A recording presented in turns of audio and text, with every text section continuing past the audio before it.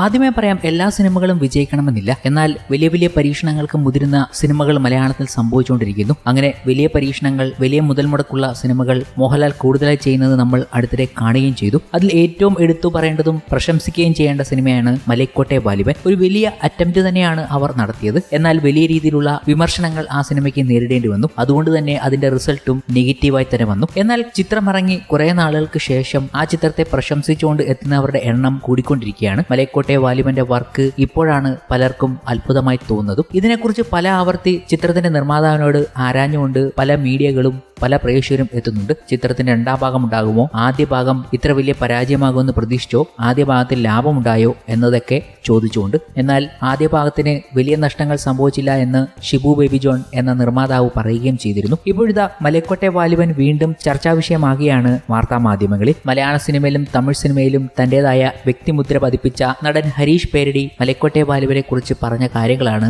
ചർച്ചാ വിഷയമായിരിക്കുന്നത്. മലൈക്കോട്ടെ വാലിബനിൽ ഗംഭീരമായൊരു വേഷമാണ് ഹരീഷ് പേരടി ചെയ്തു വെച്ചിരിക്കുന്നത്. അതും മോഹൻലാലിനൊപ്പം മുഴുനീള കഥാപാത്രം. 2013 പുറത്തിറങ്ങിയ ലെഫ്റ്റ് റൈറ്റ് ലെഫ്റ്റ് എന്ന മലയാള ചിത്രമാണ് അദ്ദേഹത്തിന് കരിയർ ബ്രേക്ക് നൽകിയ ചിത്രം. ഗോദ, മരയ്ക്കാർ, അറബിക്കടലിലെ സിംഹം, മലൈക്കോട്ടെ വാലിബൻ എന്നീ ചിത്രങ്ങളിലെ കഥാപാത്രങ്ങളും ശ്രദ്ധിക്കപ്പെട്ടിരുന്നു. കൈദി, വിക്രം വേദ എന്നീ സിനിമകളിലൂടെ തമിഴിലും വ്യത്യസ്ത വേഷങ്ങൾ ഹരീഷ് പേരടി ചെയ്തിട്ടുണ്ട്. ഇപ്പോഴിതാ ഒരു അഭിമുഖത്തിൽ മലൈക്കോട്ടെ വാലിബനെ കുറിച്ച് അദ്ദേഹം പറഞ്ഞ ചില കാര്യങ്ങൾ അതിശയപ്പെടുത്തുകയാണ്. സിനിമയുടെ ക്രിയേറ്റേഴ്സ് വിചാരിച്ചാൽ മലൈക്കോട്ടെ വാലിബൻ എന്ന സിനിമയുടെ രണ്ടാം ഭാഗം ഉണ്ടാകുമെന്നും ചിത്രത്തിന്റെ നിർമ്മാതാവ് പറയുന്നത് കൊണ്ട് മാത്രം അതില്ലാതാകില്ലെന്നും അദ്ദേഹം പറയുകയാണ്. അടുത്തിടെ നമ്മൾ സോഷ്യൽ മീഡിയയിലൂടെ ചില കാര്യങ്ങളെക്കുറിച്ച് അറിയുകയുണ്ടായി. മലൈക്കോട്ടെ വാലിബൻ എന്ന സിനിമയുടെ രണ്ടാം ഭാഗത്തിന് സാധ്യതയുണ്ട് എന്ന രീതിയിലുള്ള ഊഹാപോഹങ്ങളും സൂചനകളും നമ്മുടെ മുന്നിലേക്ക് എത്തുകയുണ്ടായി. മലൈക്കോട്ടെ വാലിബന്റെ ഒഫീഷ്യൽ ഇൻസ്റ്റാഗ്രാം പേജിലൂടെ ഇങ്ങനെ ചില സൂചനകൾ വന്നപ്പോൾ പ്രേക്ഷകർ അത്ഭുതത്തോടെ കാണുകയായിരുന്നു. അതിനൊക്കെ അപ്പുറം ലിജു ജോസ് പല്ലിശ്ശേരി മോഹൻലാലിനെ വെച്ച് മറ്റൊരു സിനിമ ചെയ്യാൻ ഒരുങ്ങുന്നു എന്ന രീതിയിലുള്ള വാർത്തകളും വന്നിരുന്നു. അത് മലൈക്കോട്ടെ വാലിബൻ രണ്ടാം ഭാഗമാകുമോ അതല്ലാതെ മറ്റേതെങ്കിലും ചിത്രമാകുമോ എന്ന കാര്യങ്ങൾ വലിയ രീതിയിൽ ചർച്ച ചെയ്യുകയുണ്ടായി. എന്നാൽ മറ്റൊരു ആക്ഷൻ പടം മോഹൻലാലിനെ വെച്ച് ചെയ്യാൻ ഒരുങ്ങുന്നു. താൻ മലൈക്കോട്ടെ വാലിബനിലൂടെ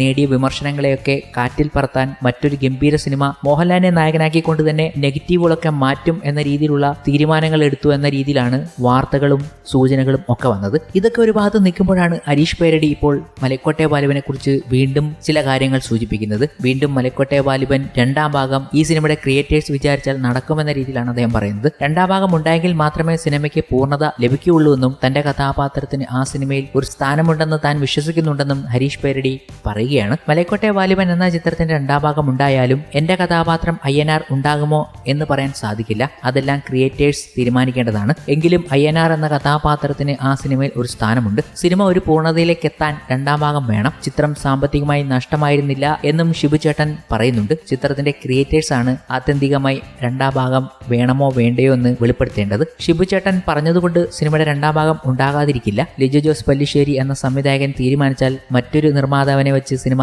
എടുക്കാമെന്നും അദ്ദേഹം പറയുന്നുണ്ട്. ലിജു ജോസ് പല്ലിശ്ശേരി സംവിധാനം ചെയ്ത് മോഹൻലാൽ കേന്ദ്ര കഥാപാത്രമായി 2024 പുറത്തിറങ്ങിയ ബിഗ് ബജറ്റ് ചിത്രമായിരുന്നു മലൈക്കോട്ടെ വാലിബൻ. തിയേറ്ററിലും OTTയിലുമായി സമ്മിശ്ര പ്രതികരണങ്ങൾ ലഭിച്ച ചിത്രത്തിന് ബോക്സ് ഓഫീസിൽ വലിയ വിജയം നേടാൻ കഴിഞ്ഞിരുന്നില്ല. ഈയിടെ ചിത്രത്തിന്റെ നിർമ്മാതാവ് ഷിബു ബേബി ജോൺ സിനിമയുടെ രണ്ടാം ഭാഗത്തെക്കുറിച്ചുള്ള സൂചനകൾ ഏറെക്കുറെ അവസാനിപ്പിച്ചു എന്ന് പറഞ്ഞിരുന്നു. ഒരു ബിഗ് അറ്റംപ്റ്റ് ആണ് മോളിവുഡിൽ മലൈക്കോട്ടെ വാലിബൻ എന്ന് തന്നെ പറയാം. അങ്ങനെ ഒരു ടെറേനിൽ ഇങ്ങനെ ഒരു കഥ പറയാൻ അതൊരു ചലഞ്ച് തന്നെയാണ്. അത് മേക്ക് ചെയ്തതും വളരെ വലിയ ചലഞ്ച് ആയിരുന്നു എന്ന് പലരും അഭിപ്രായപ്പെട്ടുകൊണ്ട് ഇപ്പോൾ എത്തുകയാണ്. ലൂസിഫർ എന്ന ചിത്രത്തിലൂടെ വസ്ത്രാലങ്കാര രംഗത്തേക്ക് കടന്നു വന്നയാളാണ് സുജിത് സുധാകരൻ. പിന്നീട് ഒരുപിടി മികച്ച സിനിമകളുടെ ഭാഗമാകാൻ സുജിത്തിന് സാധിച്ചു. മരയ്ക്കാർ, അറബിക്കടലിലെ സിംഹം എന്ന ചിത്രത്തിലെ വർക്കിന് മികച്ച വസ്ത്രാലങ്കാരത്തിനുള്ള ദേശീയ അവാർഡ് സുജിത്തിനെ തേടിയെത്തിയിരുന്നു. മോഹൻലാൽ, ലിജു ജോസ് പല്ലിശ്ശേരി കൂട്ടുകെട്ടിൽ പുറത്തിറങ്ങിയ മലൈക്കോട്ടെ വാലിബന്റെ കോസ്റ്റ്യൂം ഡിസൈൻ ചെയ്തത് സുജിത്ത് ആയിരുന്നു. ചിത്രത്തിന്റെ അനുഭവങ്ങൾ പങ്കുവയ്ക്കുകയാണ് സുജിത് സുധാകരൻ ഇപ്പോൾ. ചിത്രത്തിന്റെ സ്ക്രിപ്റ്റ് കയ്യിൽ കിട്ടിയപ്പോൾ തന്നെ അതിന്റെ വർക്ക് താൻ തുടങ്ങിയെന്ന് സുജിത്ത് പറയുന്നുണ്ട്.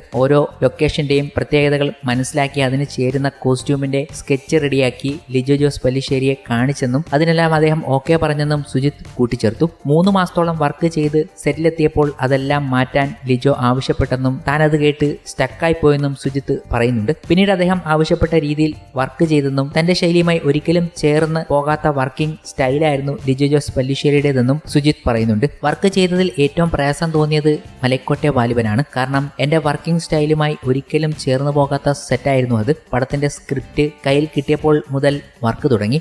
ഓരോ ലൊക്കേഷന്റെയും പ്രത്യേകത മനസ്സിലാക്കിയിട്ട് അതനുസരിച്ച് കളറും ബാക്കി കാര്യങ്ങളും ഡിസൈൻ ചെയ്ത് സ്കെച്ച് തയ്യാറാക്കി ലിജോ ചേട്ടനെ കാണിച്ചു. ഇതുപോലെയൊക്കെ മതിയാകും എന്ന് എന്ന് പുള്ളി പറഞ്ഞതനുസരിച്ച് വർക്ക് തുടങ്ങി. സെറ്റിലെത്തിയപ്പോൾ പുള്ളി എല്ലാം മാറ്റണമെന്ന് പറഞ്ഞു. ഞാൻ ആ സമയത്ത് എന്താണ് ചെയ്യേണ്ടതെന്നറിയാതെ സ്റ്റക്കായി നിന്നു. ആ പടം മുഴുവൻ അങ്ങനെയായിരുന്നു എന്റെ വർക്ക്. ഒരു ദിവസം പോലും സന്തോഷം എന്തെന്ന് അറിഞ്ഞിട്ടില്ല. റിലീസിന് ശേഷം കിട്ടിയ നെഗറ്റീവ് റെസ്പോൺസും എന്നെ തളർത്തി. കാരണം അത്രമാത്രം എഫർട്ട് ഞാനടക്കം എല്ലാ ടീമും ഇട്ടിട്ടുണ്ടായിരുന്നു. സുജിത് സുധാകരൻ പറഞ്ഞ വാക്കുകൾ ഇങ്ങനെയാണ്: